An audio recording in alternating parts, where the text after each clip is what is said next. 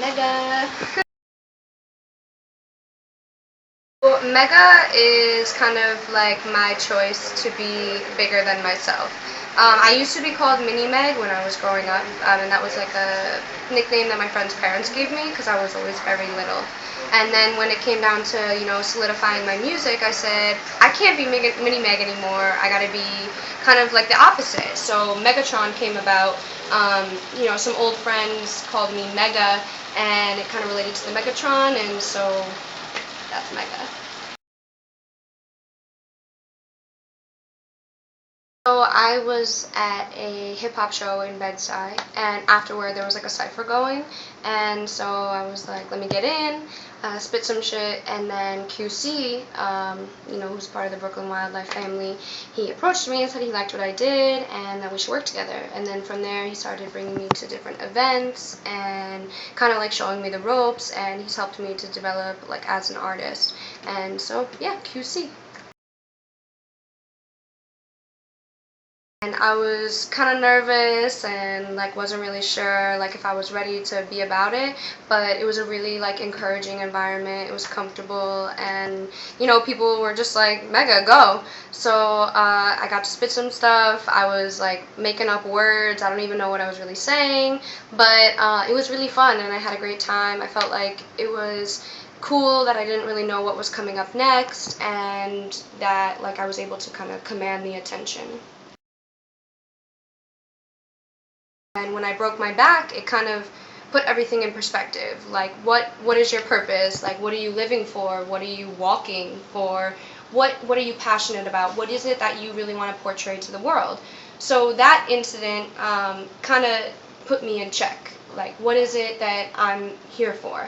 At the same time, I also started working in social work, and I realized after being kind of put into the school system and working with kids, really how many injustices occur every day, and there's not always people there to voice what's going on. And so I looked at the situation I was in and I said, well, how can I voice what's going on? Well, music is like that tool. And I feel like because I could sing, because I could write poetry, and if I got the courage I would start rapping, that I could kind of voice the things that I saw my students going through my music. And also just realizing that, you have to find your calling in life, and music was something that I really felt great doing. And on top of it, if I could throw in a good message, then I felt like that was the right route.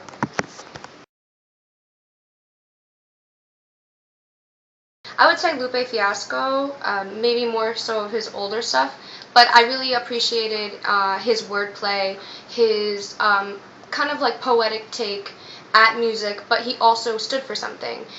He wrote from many perspectives. He writes from someone who's a child soldier from to a kid in Chicago. Like, he was able to take on many perspectives and kind of put that opinion out to the world without people necessarily noticing it. So I would say Lupe Fiasco, I would say MIA, I would say Aaliyah. She's definitely the queen of R&B to me. I would say Ladybug Mecca of Diggable Planets. Her smoothness on the beat is like what I strive for. In my life, I definitely find inspiration from the clients that I work with. I work as a counselor in a community center, like in Brooklyn, and I don't know, you're just like, when you daily hear all the bullshit that people go through, and they still have a smile on their face, and they're still, questioning, well, who am I going to be in love with, or who am I going to, see in my future? It just shows like how resilient the human spirit is, and I feel like that is so inspiring. Like, people can go through hell and back, and at the end of the day still, fight and still strive for the best. So I would say the people that I get to work with, I'm honored because they keep me pushing. So besides the festival, I'm just looking to record more music, shoot more videos, but definitely set up more live performances. I feel like that's kind of like my favorite thing to do so far. So I've just been trying to put myself out there and find more shows.